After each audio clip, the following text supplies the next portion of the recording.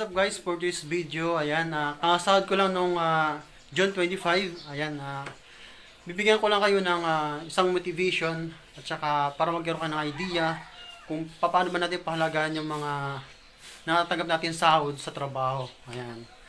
Ako guys, nag-ipon din ako kasi siyempre hindi natin masabi, di kasi, lagi natin isipin guys na hindi tayo permanent sa mga lahat ng bagay. Matrabaho man, lahat hindi tayo permanente. Kailangan nag-iisip tayo ng way para in case of matanggal tayo sa trabaho, hindi natin masabi na mawalan tayo ng trabaho. Kailangan, kung pag meron tayo naipon, mayroon tayong makukuha, di ba? Kasi mahirap kasi guys na mawalan tayo ng trabaho, tapos wala tayong ipon. Mahirap yun. Kaya sabi nga nila guys, sabi ng mga narinig ko, mga dati kong mga trabaho, pag nag-ipon daw sila, nagkakasakit daw sila. Para sa akin, magkakasakit ka talaga pag wala kang pera. Yun yung totoo. No?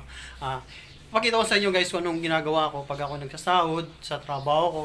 Tapos, magkano nga rin ba sinasahod ko sa trabaho ko. Guys, ayan, withdraw natin yung sahod natin dito. Yung sahod natin na ngayon, 25. Withdraw natin yung sahod natin. Reveal salary.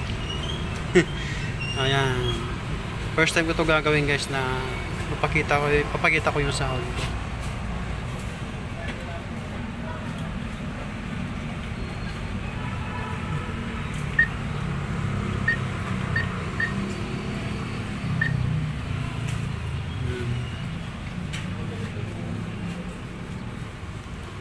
Balance.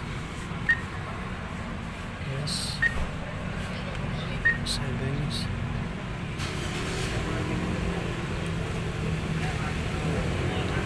Then, ito yung sahod ko guys. 12,665.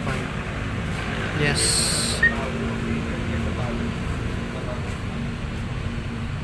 Withdraw.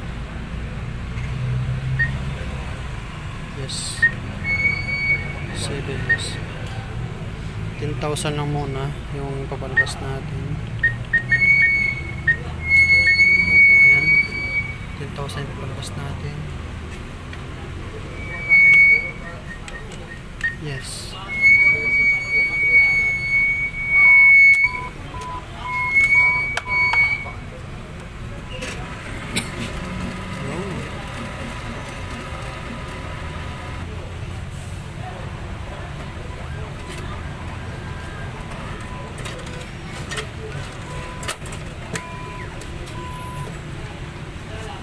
Sahod ko pa. Meron pa. May laman pa siya na 2,600. Ito. 2,500 lang papabas ko.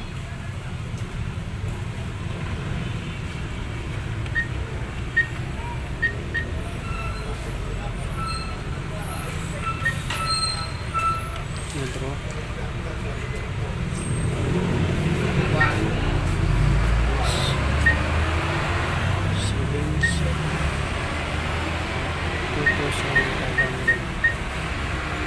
Ayan, 2,500 ulit. Yes.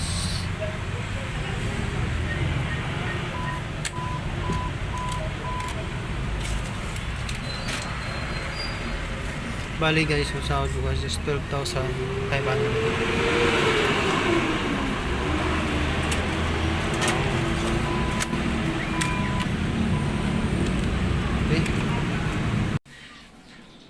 Ako guys, nag-iipon din ako. Ayan, ipapakita ko sa inyo guys yung mga naiipon ko. Kahit pa 5, 10, 20. Pag naipon yun, dadami din yun, di ba? Ayan. Tulad dito guys. Ayan, ito yung ipon ko. Ang laman nito guys, Wilkins, 500 ml. Ayan, 500 ml to. Kalahati na siya. Ang laman nito, 5, 10, tsaka 20. Ngayon guys, maghuhulog din ako. Maghuhulog ako ngayon kasi kasal ko lang noong 25, noong June 25. Maghuhulog ako ngayon dito. Mayroon ditong 20, taga 20. Ayan, mayroon taga 20. Tapos mayroon tagli 5, taga 10. Baka siguro 700 pesos to. Maliban dyan guys, may savings din, may savings account din ako. Ayan.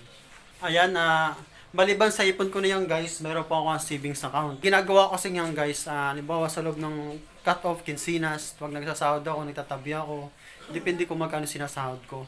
Ayan, ngayon guys, yung ihulog ko sa bangko ko, sa savings account ko yan, ito yung ihulog ko. 8,000 pesos to, yung aking ihulog sa Metrobank. Ayan. Mahalaga talaga guys mag-ipon kasi hindi natin masabi, 'di ba, yung takbo ng panahon, mawalan tayo ng trabaho, tapos pag mawalan tayo ng trabaho tapos wala tayong ipon, mahirap 'yon. Tapos lalapit tayo sa mga kakilala natin, tapos minsan ano pa tayo, minsan napagsasabihan pa tayo, ba't mo? 'Di ba may trabaho ako, 'di ba nag-iipon ka? Maraming mga masasakit na salita bago ka makautang. Ganoon. Kaya maging maging practical tayo sa lahat ng bagay. Ayan, tulad ko, ganun ginagawa ko, nag-ipon talaga ako. Ayan, sa mga kapwa ko nagtatrabaho, ayan, huwag yung sayangin yung pera nyo. At saka, huwag kayo yung bili doon, bili dito, bili doon, bili dito, bili ubos. Hindi naman natin masasabi, di ba, na siyempre sasabihin ng mga kapwa natin, mga nagtatrabaho, ay, may trabaho ako, hindi, okay lang, gastos, may trabaho naman ako. Wag ganun. Kasi, what if, okay tayo ngayon sa trabaho, bukas, mayroon tayong hindi nagawang mali, tapos hindi ka tanggap-tanggap ng pinagtatrabahuhan natin, tapos bigla tayong tanggalin. Diba? Tapos wala kang ipon, tapos mag-apply ka pa ni bago, gastos na naman, pamasahe doon, tapos panigastos mo, allowance mo. Siyempre, magsisimula ka ulit. Kailangan, sa mga kapwa ko ng mga nagtatrabaho, kailangan magtabi kayo kahit papaano para in case of emergency, mawala ng trabaho or ano pa naman, mayroon tayong pagkukunan. Ayan, tulad ko. Ayan. Ito yung ihulog ko sa aking savings account. 8,000 pesos to. Ayan. Ito yung wallet ko. Baka sabihin mo niloloko ko lang kayo. Ayan. Ito yung aking, hindi ko na papakita dito. Ano ba, hindi bawal pakita dito. Ayan. Dito na lang. Ito yung savings account ko. Diba? Ito yung savings account ko guys. Ayan. Dito ko nilalagay yung mga ipon ko na iba. Maliban dito sa 10.5. Ayan. Balak ko nito guys, bubuksan ko lang to pag napuno na siya.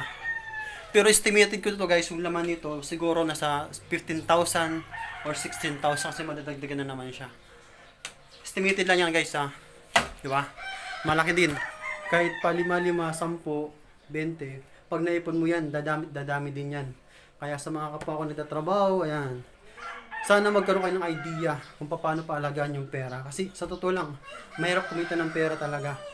As in, mahirap talaga. Basta, ugalin natin guys, mag-ipon lagi. Ayan. Walang masama sa nag-ipon. Kasi wag natin isipin na, di, magkakasit kasi ako pag nag-ipon ako, ganun, ganyan. Wag ganun. Kasi yun yung mga mindset ng ibang, ganun yung mga mindset ng ibang tao sa mga kapwa ko mga nagtatrabaho. Pero ako hindi kasi ganun yung mindset ko. Okay? Kasi sa lahat ng bagay nito, walang permanente. Kaya kailangan magsi-savings tayo. Ayan. Sana magkaroon kayo ng idea. Ayan, sa mga sa kapwa ko mga nagtatrabaho, ayan, magsimula na kayo mag-ipon. Kasi mahalaga yun maipon. Kasi pag may ipon guys, ayan, hindi ka mahihirapan. Pag nawala ka naman ng trabaho, mabilis ka lang